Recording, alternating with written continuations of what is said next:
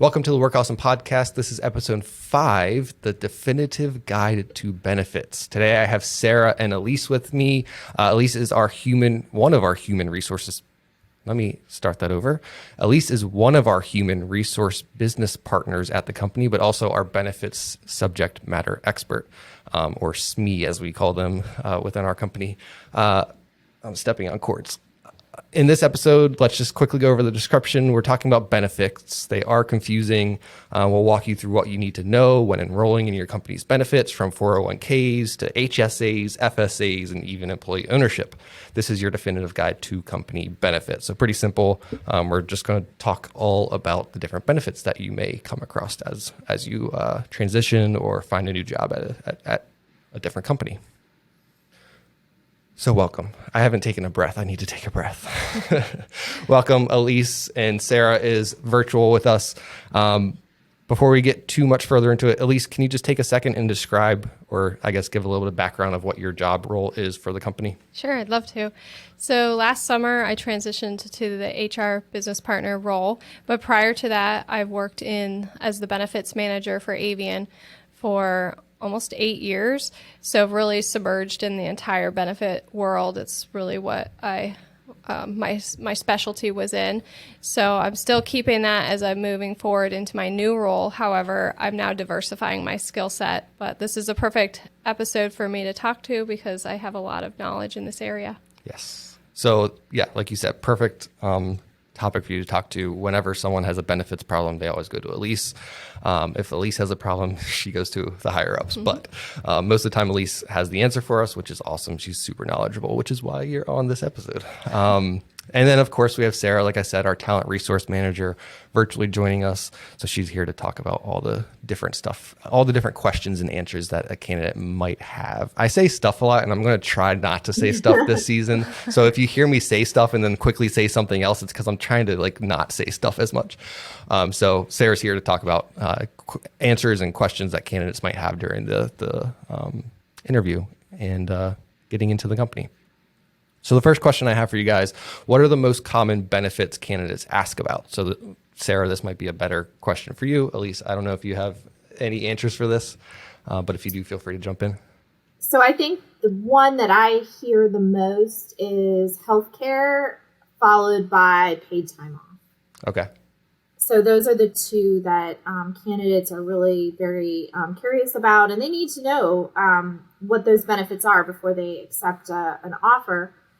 Because those really impact their life a great deal. They want to make sure that the medical benefits are comparable to what they're currently receiving, and that they are going to have a good enough PTO package in order to make sure that they are able to have the work-life balance that they've been used to. Sarah, I think that's a very good point because I think that's probably the number one mistake candidates maybe make is not asking about their benefit package. You have to think of your benefits as part of your total compensation package. So it's very important to inquire about as you're making any career transition. You want to make sure, like Sarah said, the PTO is enough, the medical fits into your budget, because if the medical is super expensive or the dental is outrageous and you have kids coming into orthodontia, that $10,000 pay increase that you're trying to go after could be negated by the cost of the benefits. So you definitely want to look at your full package. Yeah, and I think we do, as a company, do a really nice job of this with that. And maybe I'm wrong, but Sarah, you can correct me. Every interview you have, you give them like this one pager of all of our benefits. So they get a pretty good idea up front of what we offer as a company. The paid time off might be different for some people, right? So for folks that just joined the company, at least for us specifically, have a lower accrual rate. Is that correct? It typically, right out of college, will offer them 4 hours of PTO per pay period. Right. And they can negotiate higher, or if they have some years of experience, then we try to equate that to appropriate tier. And then definitely those folks that are coming out of a whole career level, they're retiring from the military or the government, we try to start them on our highest tier, right, understanding that they're developed professionals. So Right. So that was interesting. I actually didn't know you could negotiate that that factor of your PTO. So interesting to find out there, and I think very useful for anyone listening to know.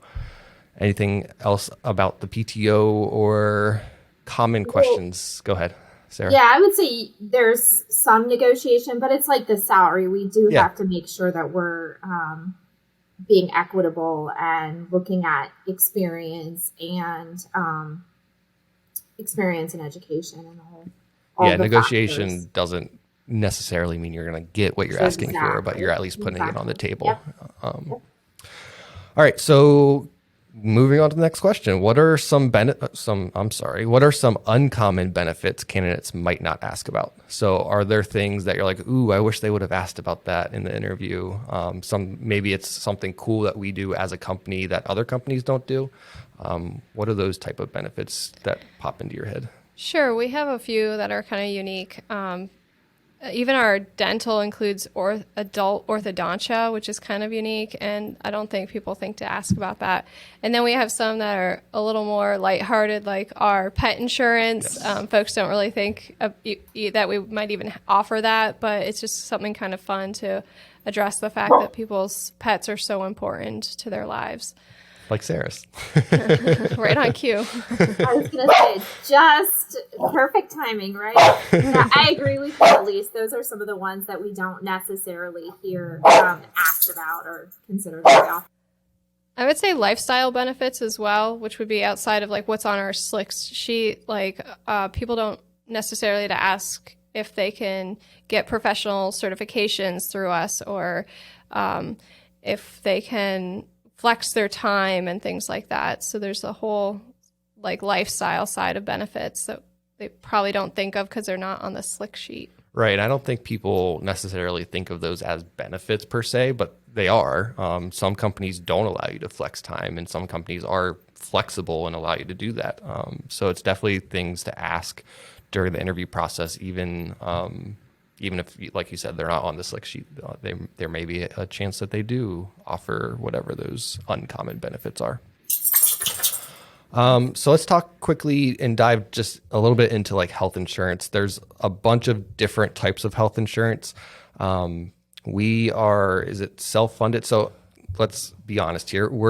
Today's March 15th. We are recording this on the day of the last day of our open enrollment. So like I personally just did it this morning. I'm like, ooh, look at this. I need to go in there and select my insurance. So can you talk a little bit about that self-funding aspect of our Sure. insurance plan? To the candidates and the employees, they don't see a lot with the self-funding, but what it means is that the company itself is paying for the claims as they're incurring. So if Bobby breaks his leg, we have a third party that will get the bill, and then we'll pay it directly. And then we have all kinds of safety nets. So we have the proper insurances in place. So when you get those like super crazy high claimants, we have insurance that will pick up at a certain threshold. Yeah. And I think you actually, sorry to interrupt you, I think you actually do a really good job of helping everybody understand what it means to be self-funded. So like, and you can correct me if I'm wrong here again, but what you'll normally say is something along the lines of like, if you don't have to go to the ER, then don't go to the ER. Go to like the urgent care or something that's not going to affect our plan as much as an ER visit. So it's teaching employees to be good consumers of the plan. So that's exactly right. If we can teach them how their behaviors drive certain factors on the plan, and then if it's appropriate for them to change their behaviors, then I think it makes sense for them to just know those things. Yeah. So when we first started into a level funded plan, which is kind of like a step towards self-funded, we started seeing some of the data. We were able to educate employees on those kind of points, like, hey, our renewal was high because we had like 20% of people utilizing ER, which is 500 times higher than urgent care or something like that. So you get the data off the plan, and we'll get even more data from being self-funded that we can use to kind of help steer the plan and help just reduce the cost of the plan overall the best we can. Yeah. How about the different types of so I don't know what any of these acronyms mean, but like HMO or PPO, there's also FSA, which I know is completely different, but FSA, HSA, can you break down some of these acronyms for us? So an HMO and a PPO, that's kind of telling you how you can use the plan. So some plans have networks that you have to stay within. Like an HMO plan requires you to use, basically you have to get authorization to do things on the plan, whereas what we're more used to on our plan is the PPO, which means that we can go directly to the physicians that we want to use without a referral. As long as they're in network, they'll be covered. So just kind of is telling you how you have to use the plan in order for the cost to be covered. Right. And for us, we're a small enough company that we don't have a ton of options, but is it normal for a company to offer maybe either an HMO or a PPO, or is it always just going to be one or the other? Normally when they have two plans, is what you'll see is one is usually an HSA plan, which is a plan that has a very high deductible typically, and then one that so basically you'll usually have two plans, one that you pay less out of pocket on a monthly basis, but then almost nothing is covered off the bat. And then the other one you would pay more out of pocket for each month, but when you go to your doctor, it's like a $30 copay. Okay. So that's usually the two different types that they'll offer. I don't think it's very common to have both an HMO and a PPO plan, because usually you would set them both up the same. Gotcha. So, okay. I was just interested to know that. What about FSA and HSA, or what are the differences there? Yeah, so an FSA, which is what AVIAN has, stands for Flexible Spending Account, and that one, they're both pre-tax, but the FSA typically is use or lose. Of course, we have some special contingencies because of COVID this year. But typically there's like a rollover max and you have to spend it down during the year. Whereas an HSA, which is a health savings account, you can basically almost treat it as a savings account for the future, for future medical. So you can fund it to the max and keep it growing every year. I also think HSAs, you can invest the dollars, and so the dollars can continue to grow like a 401k. So they're very interesting and they're very advantageous. But in order to have in order to use an HSA, you have to be choosing the plan that goes with that, which is typically the very high deductible plan. And AVIAN isn't at a point where we have been able to split that risk just yet. So we do know the value of HSAs, which is why we kind of have the FSA is kind of a step towards that.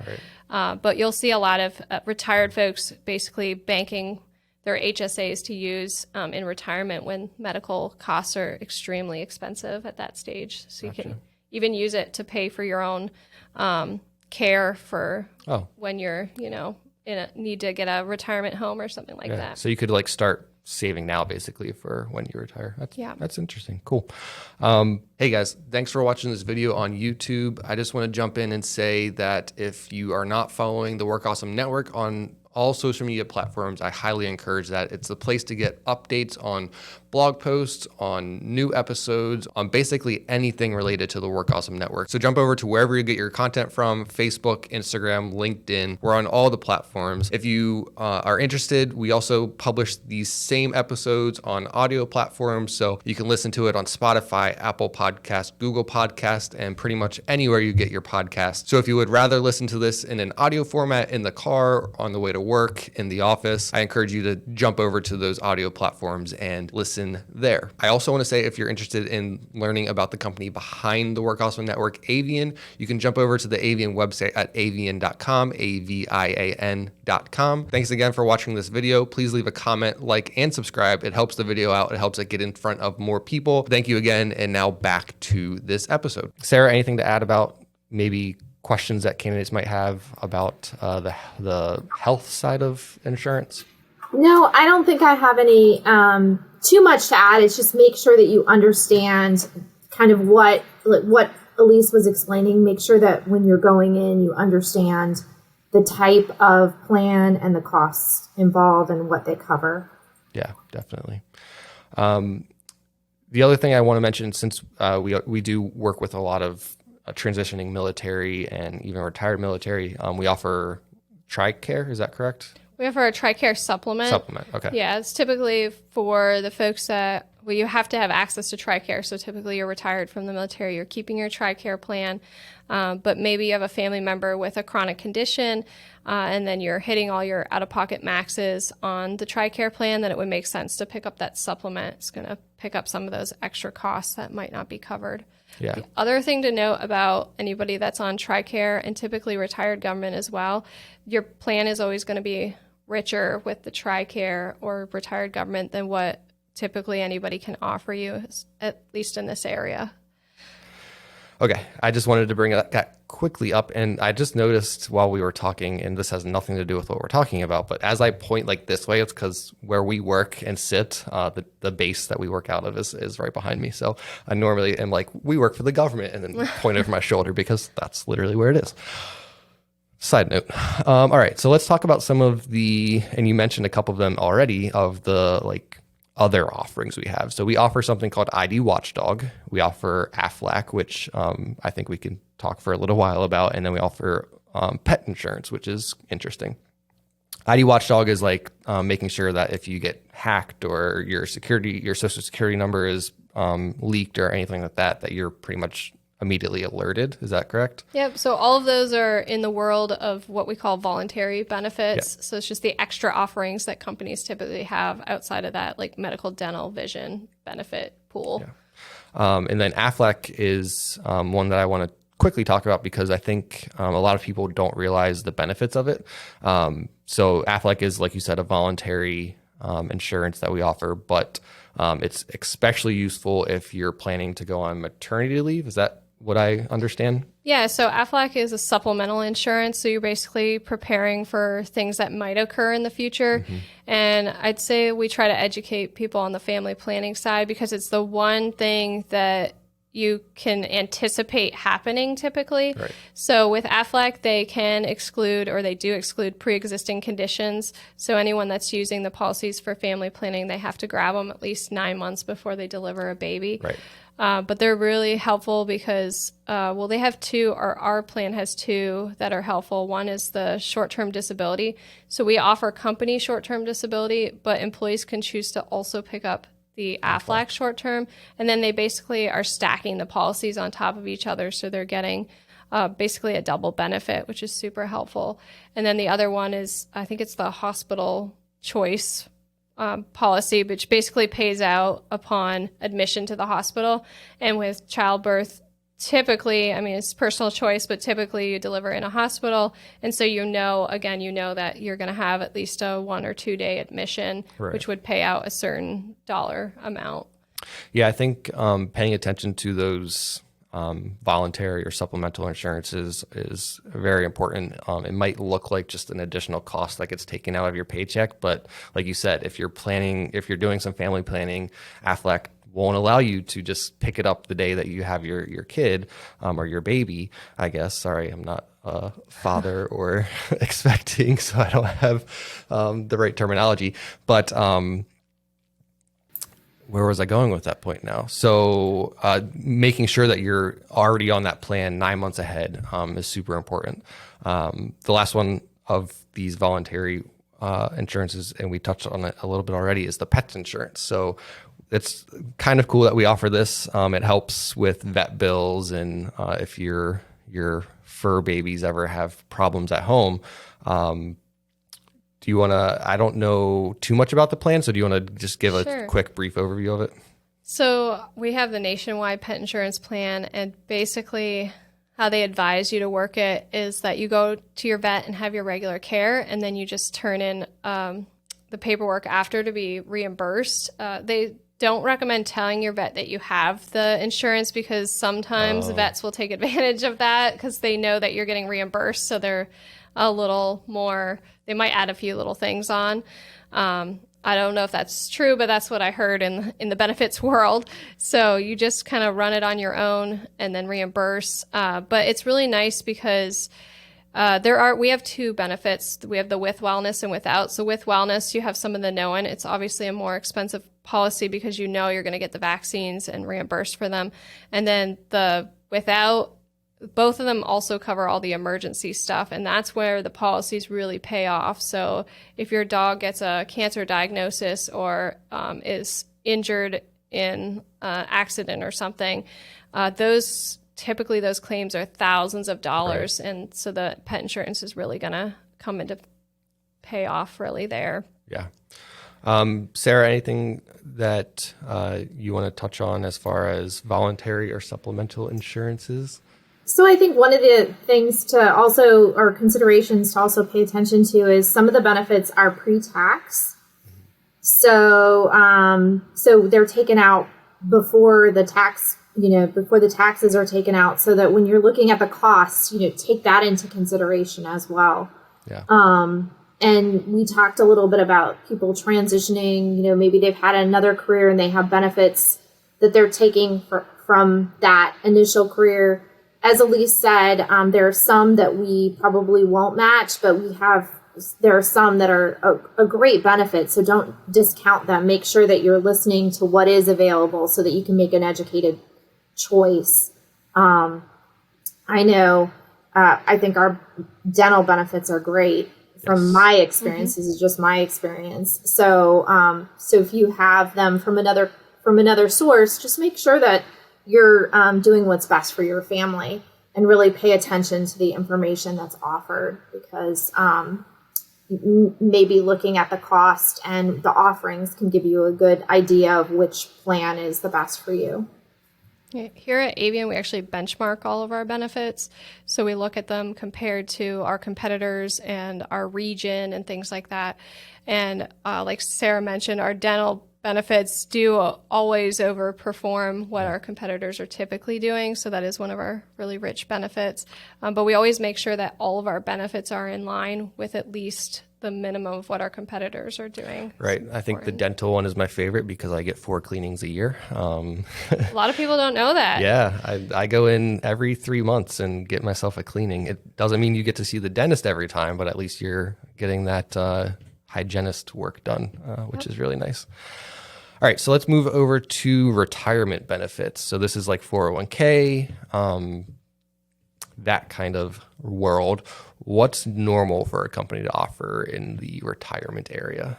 401k is really interesting to me. It is typical that the employers will offer some kind of match. What's unique to AVIAN is we're offering what's called an NEC, or a non-elective contribution. So we do 3% here at AVIAN. And what's unique about it is it doesn't matter if you're participating or not, you're getting the 3%. It does take 3 months to get started here at AVIAN into that benefit, but once you're in, you're getting 3% of all your compensation. So the other thing that's tricky about 401ks is you really have to pay attention to how the company is spinning the benefit. So we like the 3% because it's really straightforward. It's not a match, not dependent on what you're doing. If Bobby Smith comes in right out of college and isn't thinking about a 401k, it's set up for them, so it makes sure that they're starting to do something. But what some companies love to do is kind of spin the verbiage, and it kind of drives me crazy. So what they'll do is they'll say, we match 10%, and then in the fine print it'll say, up to the first like $500 of the employee. It's like really tricky how they spin the words. So it can sound really, really good, but it'll be like up to the first 5% of your compensation for the first so many months or whatever. Right. Interesting. So just pay attention to if they're offering or what seems like a crazy high percentage matching, make sure it's on your total compensation, or understand what that really works out to be. Right. So definitely. Also understand if there's qualifying language, like you have to be there the last day of the year, or there's, certain. They can block it out by age, by if you're full-time versus part-time. They can put in all kinds of contingencies on what a participant has to meet in order to be considered a participant. Yeah, so definitely read that fine print and make sure you fully understand how to participate if you're interested in it. And understand the vesting. Understand the vesting schedule as well. Yeah, so speaking of vesting, I don't want to spend too much on 401k because I think this next topic is more important. Employee ownership. So this is something specific to AVIAN. Obviously, other companies are employee owned as well. Can we quickly, we're going to have an entire podcast focused on employee ownership, but can we give a quick overview of what that means for us and the type of benefits that we see out of it? Sure. So employee ownership, or we call it our ESOP plan. Yes. It's basically another qualified retirement plan. So if you were to pull up, like for example, our 401k plan and put it beside our ESOP plan and read all the long, boring verbiage, there's a lot of similarities between the two because they're both following the IRS code and things like that. But what it is basically a personal growth tool. The ESOP is all about the employee, really. So it's a way for the employee to have a second qualified retirement plan.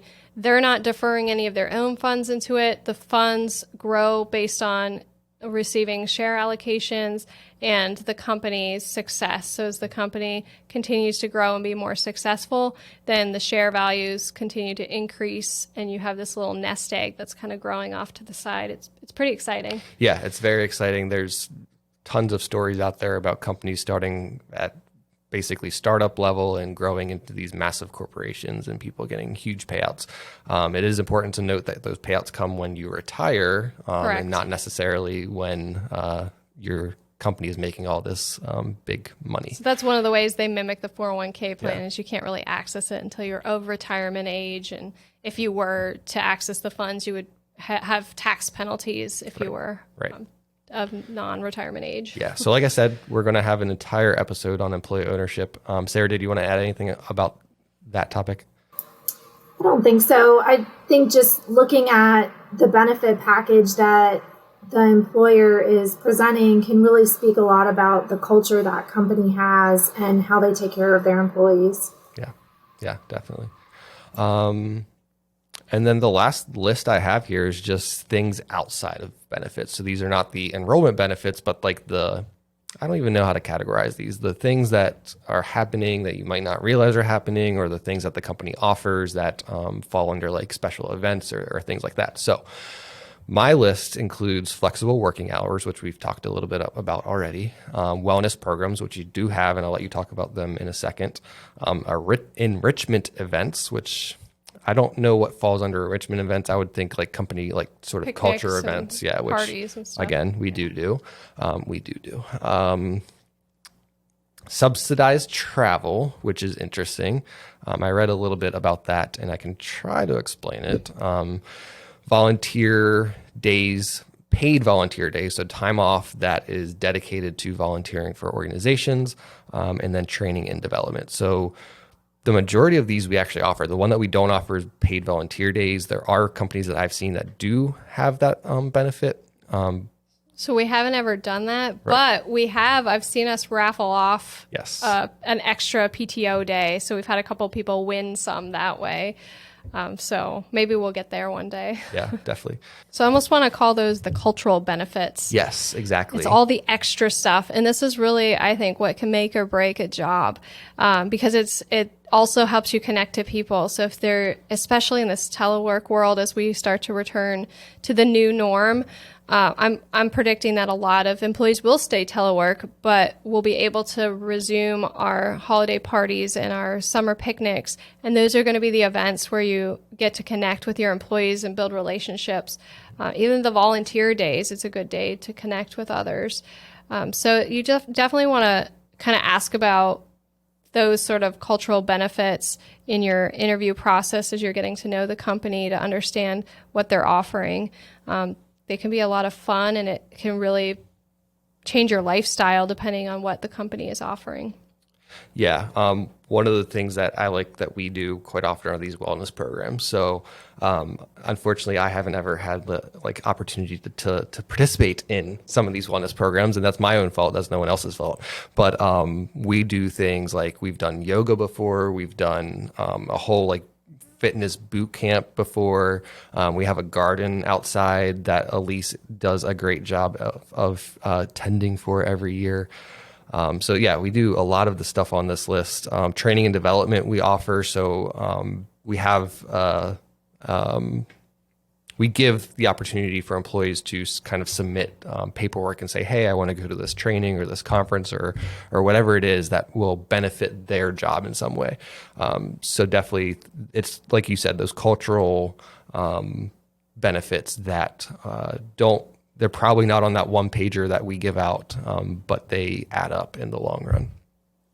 Any last minute, oh, by the way, kind of things, Sarah or Elise, that you want to talk about? I don't think so. I think Elise did a great job of really covering kind of the gist of everything and giving a good explanation. Thank you, Elise. Yeah. And like I said at the beginning, Elise is our expert on benefits. So yes, she talked a lot during this episode, but that's because she is the one that knows all this stuff. So if there's nothing else to cover, let's wrap it up. On the next episode, we are talking about employee ownership.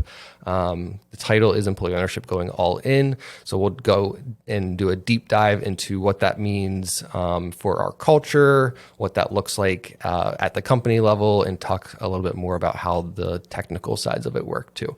So thank you both for joining me today, and I will see everybody next time. Thanks, Ian. It was a lot of fun.